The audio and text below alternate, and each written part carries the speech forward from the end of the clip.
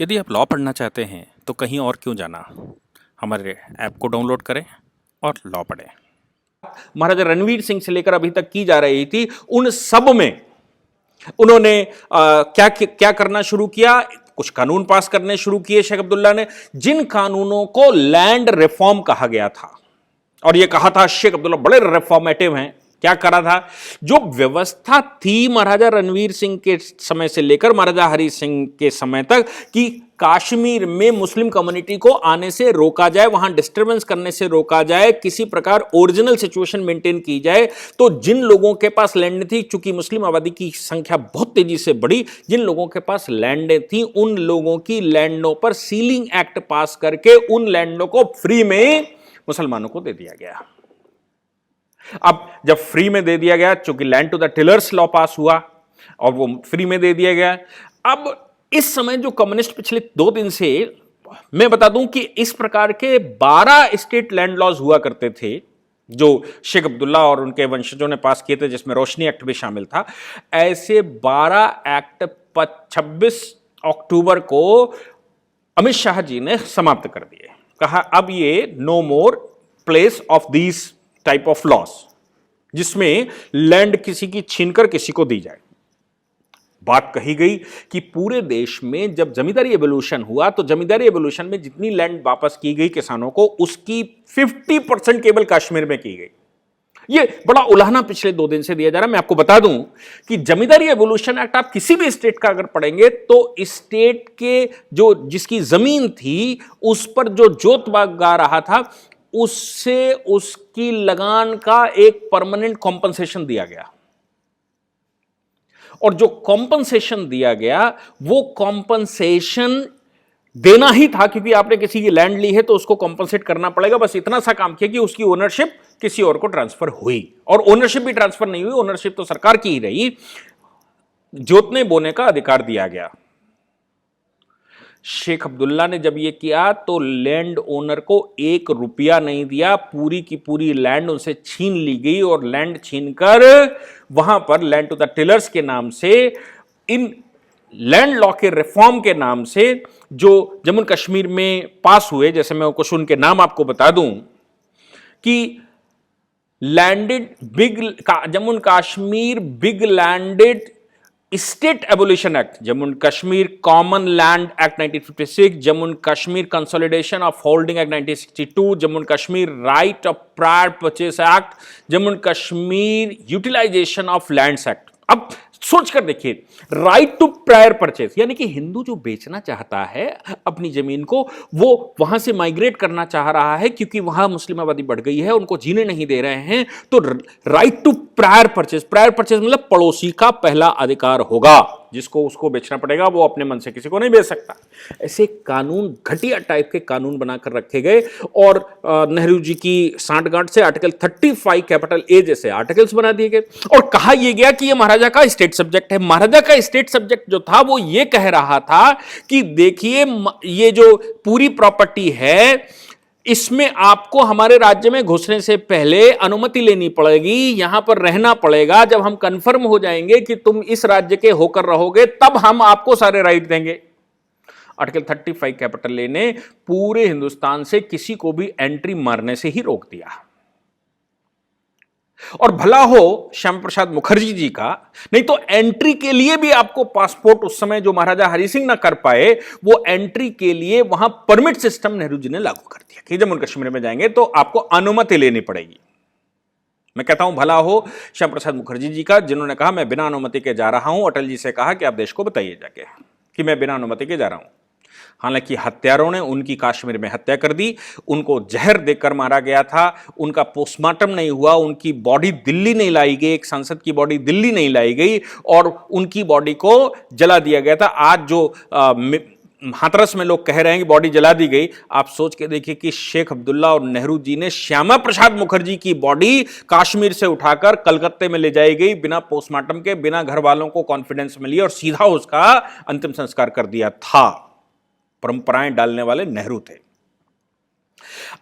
अभी इस प्रकार के जितने भी कानून थे, आर्टिकल 35 कैपिटल ए जैसे बड़े कॉन्स्टिट्यूशनल प्रोविजंस बनाकर रखे थे जो अनकॉन्स्टिट्यूशनल सुप्रीम कोर्ट में हमने पहले से चैलेंज करके रखा था, ऐसे कानूनों को 5 अगस्त 2019 को समाप्त कर दिया।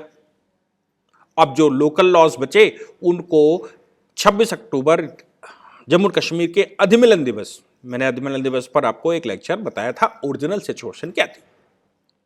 मैं ऑथेंटिकेटेड रूप से इसलिए बता पाता हूं क्योंकि मैं उस पर कार्य कर रहा था, मेरे पास ओरिजिनल डॉक्यूमेंट हमने इकट्ठे किए थे।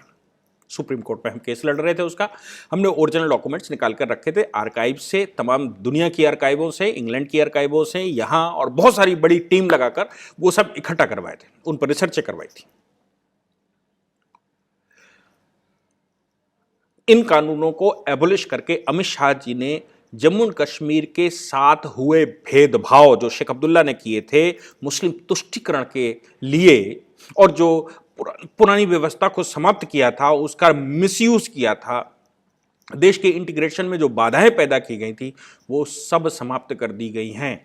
आप जिस प्रकार से हिंदुस्तान के किसी कोने में लैंड ले सकते हैं, वहां रह सकते हैं, उसी प्रकार से अब होम मिनिस्ट्री के इस नोटिफिकेशन के बाद नॉन एग्रीकल्चर प्रॉपर्टियां आप जम्मू कश्मीर में ले सकते हैं, वहां रह सकते हैं, वहां अपना घर बना सकते हैं। वहां के लोगों को अब प्रायर परचेज राइट खत्म हो गया है क्योंकि हमको ही देना पड़ेगा, यानी कि हमारे यहां मुस्लिम आबादी बढ़ रही है, इसको ही देना पड़ेगा। उन सब को समाप्त कर दिया। अब कोई रिस्ट्रिक्शन नहीं लगा सकता कि आप किसको प्रॉपर्टी बेचें और किसको ना बेचें। मुझे लगता है कि जम्मू कश्मीर का रियल इंटीग्रेशन, मैं एक्सेशन की बात नहीं कर रहा हूं, रियल इंटीग्रेशन जो एकात्मता हमको चाहिए पूरे देश में, जिसको हम कश्मीर से कन्याकुमारी कहते हैं, वो रियल एकात्मता अब शुरू हुई है इस वर्ष से। इसलिए अमित शाह जी का जो गिफ्ट है हिंदुस्तान के प्रत्येक नागरिक के लिए, जो जम्मू कश्मीर में भी नागरिक रहते हैं उनके लिए भी, वो रियल गिफ्ट 26 अक्टूबर को अमित शाह जी ने दिया है अधिमिलन दिवस के दिन। मुझे लगता है कि उमर अब्दुल्ला कह रहे हैं कि अब लैंड सेल होने लगी है, बेच दी गई है। अरे भैया, तुम्हारे बाप की बपोती थी जो अब बेची जाने लगी है। किसान की जमीन है वो बेचेगा, व्यक्ति की जमीन है वो बेचेगा। जो व्यक्ति वहां बैठा हुआ है जिसके नाम प्रॉपर्टी है उसको बेचने का अधिकार है, उससे छीन तो कोई नहीं सकता ना। उसे छीन नहीं सकता का मतलब क्या है? कौन बेचेगा? तुम क्या अपने बाप की प्रॉपर्टी मानकर चलते हो? जो देशद्रोही थे, तुम्हारा बाप भी देशद्रोही है, तुम खुद देशद्रोही हो, जो अभी लगातार उल्टे सीधे स्टेटमेंट देते आ रहे हो। चीन के साथ मिलकर काम करोगे। तुम्हारे बाप की प्रॉपर्टी है जिसमें तुम कह रहे हो कि नहीं वो स्वीकार नहीं किया जाएगा और ये प्रॉपर्टी बेची जा रही है। किसान को प्रॉपर्टी बेचने का अधिकार दिया गया, व्यक्ति को अपनी प्रॉपर्टी बेचने का, सेटलमेंट करने का अधिकार दिया गया, उससे आपको बड़ा कष्ट है।